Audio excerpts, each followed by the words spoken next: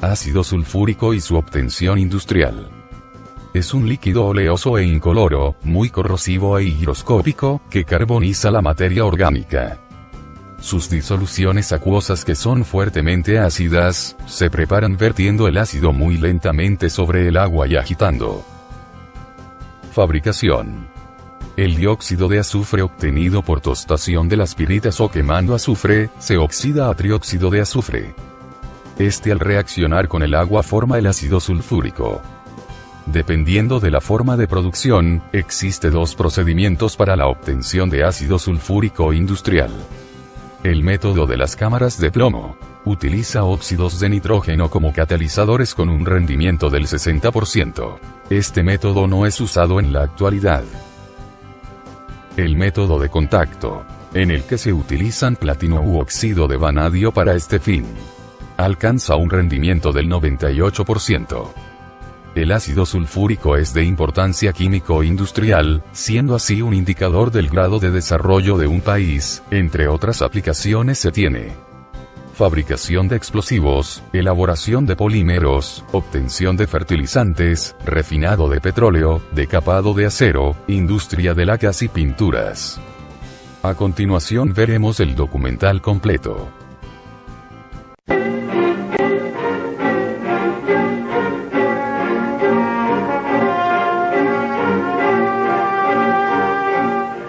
El ácido sulfúrico es uno de los más importantes compuestos del azufre. Se obtuvo industrialmente por primera vez en Inglaterra en la segunda mitad del siglo XVIII, utilizando el método llamado de las cámaras de plomo.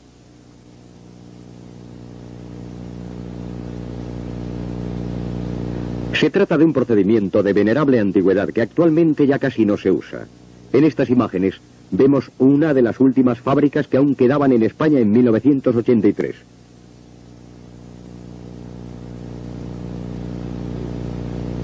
Hoy día se están desmantelando estas viejas fábricas y son reemplazadas por modernas factorías que utilizan el método llamado de contacto.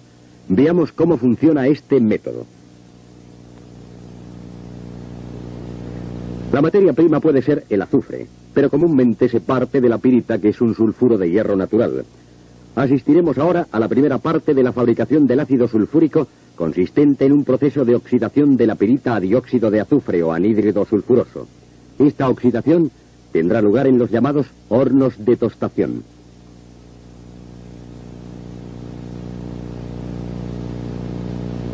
Una cinta sin fin se encarga de conducir la pirita debidamente triturada a la parte alta de los hornos.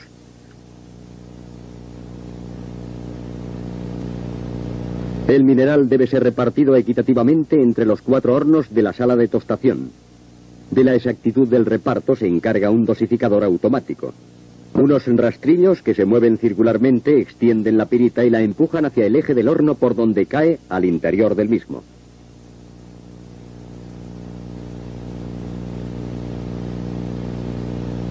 El movimiento del eje que atraviesa todo el horno es transmitido desde un motor a los engranajes situados en la parte baja.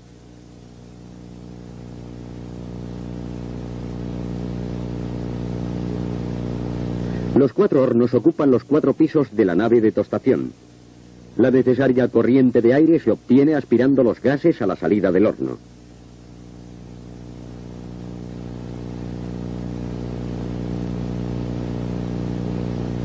El sulfuro de hierro, en presencia de oxígeno, da dióxido de azufre, óxido de hierro y gran cantidad de calor que, más tarde, podrá ser aprovechado.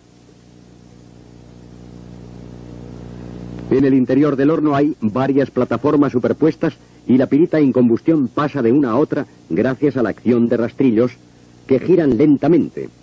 Estos rastrillos se mueven porque son solidarios al mismo eje que antes hemos visto.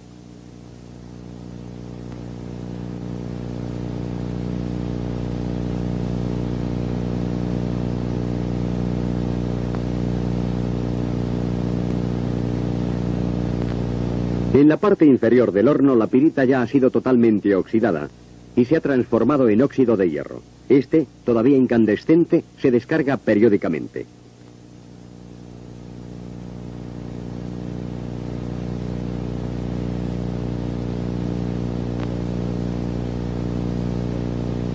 La escoria de óxido férrico se enfría mediante riego con agua.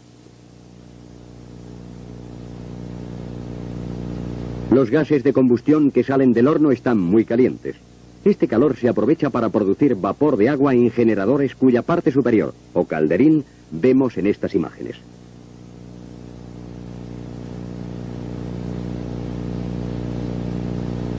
El vapor sirve para mover un generador de electricidad. La energía eléctrica obtenida es suficiente para satisfacer todas las necesidades energéticas de la fábrica. Como vemos, la pirita no es solo la materia prima, sino que también actúa como combustible y, en consecuencia, como la principal fuente de energía que mueve toda la maquinaria.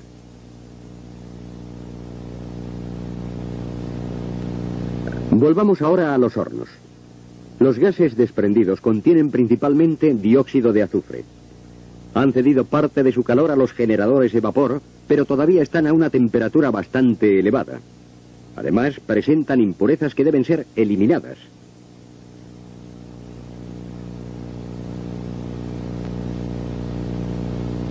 Se purifican lavándolos con agua. Las principales impurezas desaparecen, pero quedan húmedos y es necesario secarlos.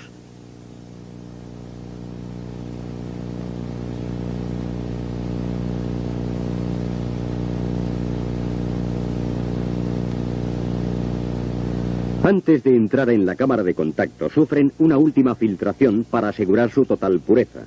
Así no contaminarán al catalizador.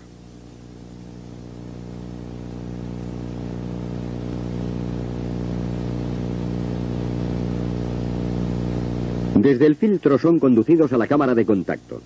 En esta cámara hay un catalizador a base de vanadio que acelera la oxidación del dióxido de azufre a trióxido, llamado también anhídrido sulfúrico. Empieza así la segunda parte del proceso.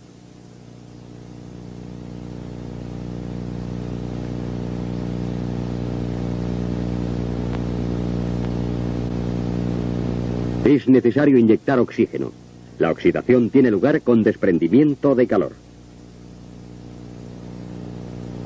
La oxidación catalítica se realiza en 3 etapas a fin de asegurar que todo el dióxido de azufre se transforme en trióxido. El trióxido o anhídrido sulfúrico es el compuesto más oxidado a que puede dar lugar el azufre. A continuación empezará la tercera etapa, que tiene lugar en las llamadas torres de absorción. El anhídrido sulfúrico, en presencia de agua, se hidrata transformándose en ácido sulfúrico y desprendiendo también calor.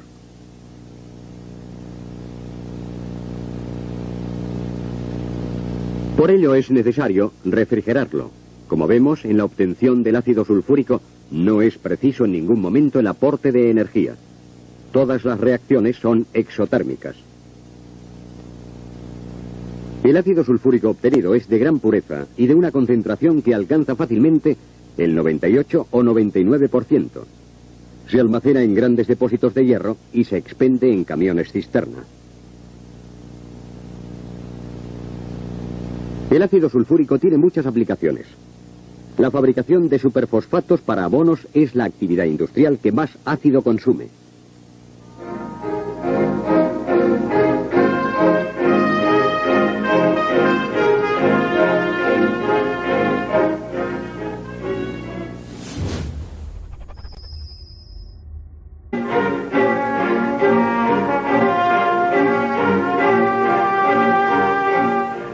El ácido sulfúrico es uno de los más importantes compuestos del azufre.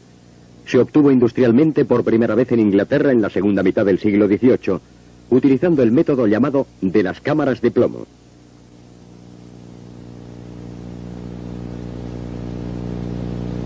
Se trata de un procedimiento de venerable antigüedad que actualmente ya casi no se usa. En estas imágenes vemos una de las últimas fábricas que aún quedaban en España en 1983.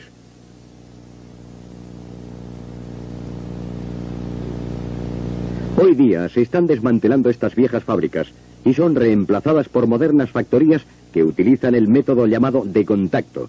Veamos cómo funciona este método.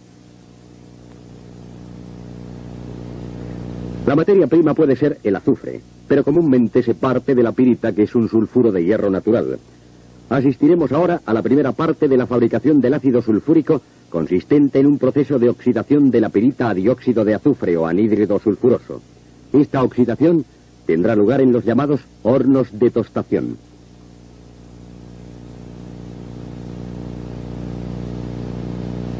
Una cinta sin fin se encarga de conducir la pirita debidamente triturada a la parte alta de los hornos.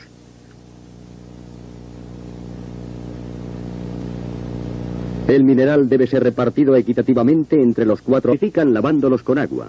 Las principales impurezas desaparecen, pero quedan húmedos y es necesario secarlos.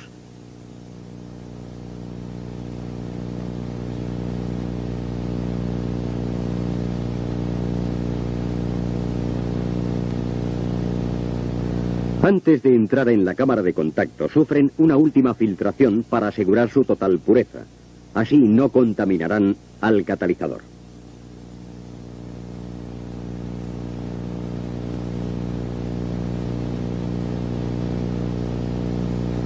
Desde el filtro son conducidos a la cámara de contacto. En esta cámara hay un catalizador a base de vanadio que acelera la oxidación del dióxido de azufre a trióxido, llamado también anhídrido sulfúrico. Empieza así la segunda parte del proceso.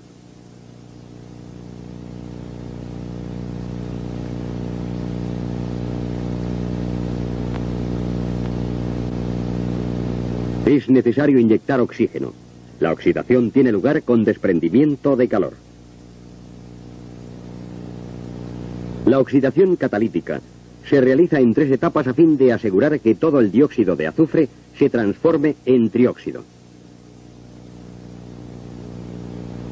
El trióxido o anhídrido sulfúrico es el compuesto más oxidado a que puede dar lugar el azufre. A continuación empezará la tercera etapa, que tiene lugar en las llamadas torres de absorción. Hornos de la sala de tostación. De la exactitud del reparto se encarga un dosificador automático.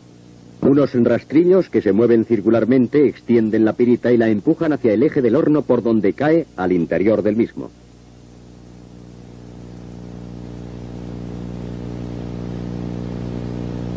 El movimiento del eje que atraviesa todo el horno es transmitido desde un motor a los engranajes situados en la parte baja.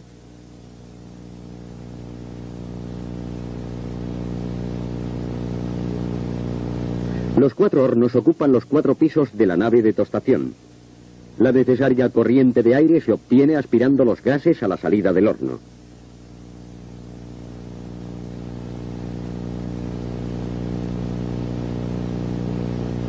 El sulfuro de hierro, en presencia de oxígeno, da dióxido de azufre, óxido de hierro y gran cantidad de calor que, más tarde, podrá ser aprovechado.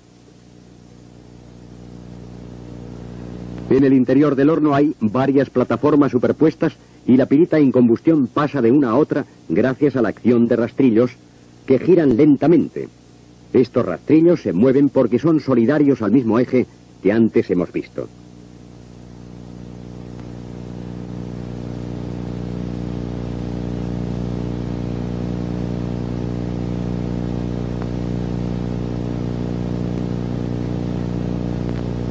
En la parte inferior del horno, la pirita ya ha sido totalmente oxidada. Ácido sulfúrico y su obtención industrial. Es un líquido oleoso e incoloro, muy corrosivo e higroscópico, que carboniza la materia orgánica. Sus disoluciones acuosas, que son fuertemente ácidas, se preparan vertiendo el ácido muy lentamente sobre el agua y agitando. Fabricación. El dióxido de azufre obtenido por tostación de las piritas o quemando azufre, se oxida a trióxido de azufre. Este, al reaccionar con el agua, forma el ácido sulfúrico. Dependiendo de la forma de producción, existe 2 procedimientos para la obtención de ácido sulfúrico industrial. El método de las cámaras de plomo utiliza óxidos de nitrógeno como catalizadores con un rendimiento del 60%. Este método no es usado en la actualidad. El método de contacto, en el que se utilizan platino u óxido de vanadio para este fin, alcanza un rendimiento del 98%. El ácido sulfúrico es de importancia químico-industrial, siendo así un indicador del grado de desarrollo de un país. Entre otras aplicaciones se tiene fabricación de explosivos, elaboración de polímeros, obtención de fertilizantes, refinado de petróleo, decapado de acero, industria de lacas y pinturas. A continuación veremos el documental completo. Oxidada, y se ha transformado en óxido de hierro. Este, todavía incandescente, se descarga periódicamente.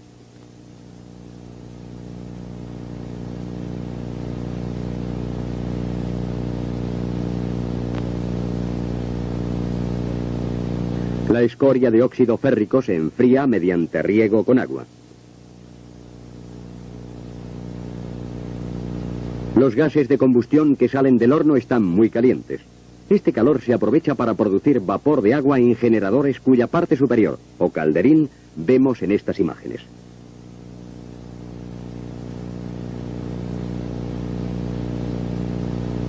El vapor sirve para mover un generador de electricidad.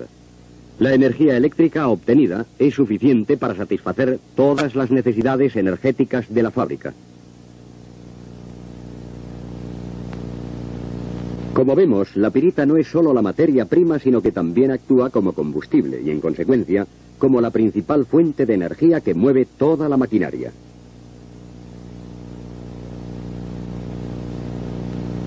Volvamos ahora a los hornos. Los gases desprendidos contienen principalmente dióxido de azufre. Han cedido parte de su calor a los generadores de vapor, pero todavía están a una temperatura bastante elevada. Además, presentan impurezas que deben ser eliminadas.